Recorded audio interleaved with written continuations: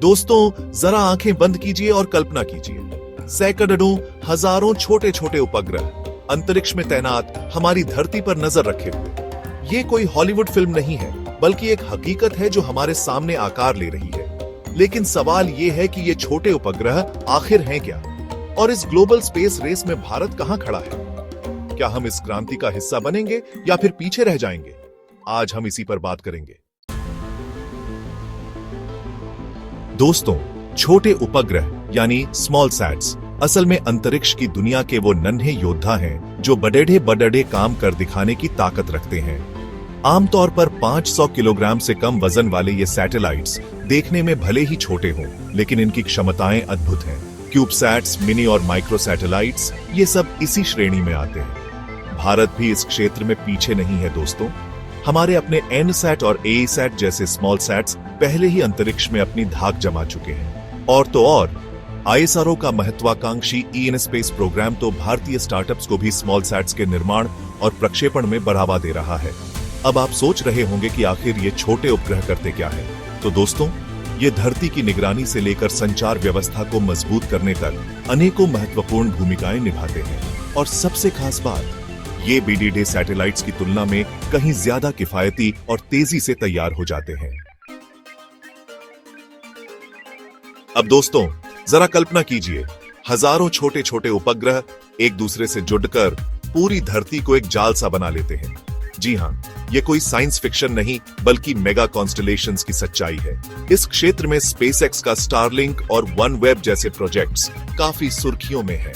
तो इसका जवाब है तेज इंटरनेट। ये उपग्रह हमें दुनिया के किसी भी कोने में तेज इंटरनेट उपलब्ध कराने की क्षमता रखते हैं। दोस्तों, जैसा कि मैंने बताया, भारत भी इस ग्लोबल स्पेस रेस में पीछे रहने वाला नहीं है। ISRO और iNSpace भारतीय स्टार्टअप्स को छोटे उपग्रहों के क्षेत्र में आगे बढ़ने के लिए प्रोत्साहित कर रहे हैं। हमारे पास PSLV जैसे शक्तिशाली रॉकेट हैं जो भारतीय और विदेशी उपग्रहों को अंतरिक्ष में स्थापित कर सकते हैं।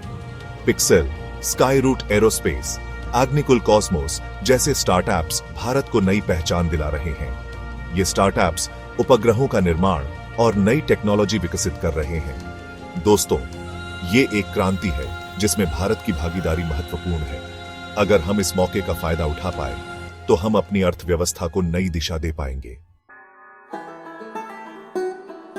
दोस्तों, अब तक तो हमने छोटे उपग्रहों और मेगा कॉन्स्टलेशंस के बारे में जान लिया। ये छोटे उपग्रह हमें दुनिया के किसी भी कोने में तेज इंटरनेट उपलब्ध करा सकते हैं। इसके अलावा ये उपग्रह प्राकृतिक आपदाओं से निपटने में भी मदद कर सकते हैं।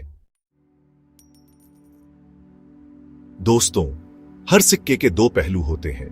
जिस तरह छोटे उपग्रहों के अपने फायदे हैं, उसी तरह उनसे जुड़े कुछ खतरे भी हैं।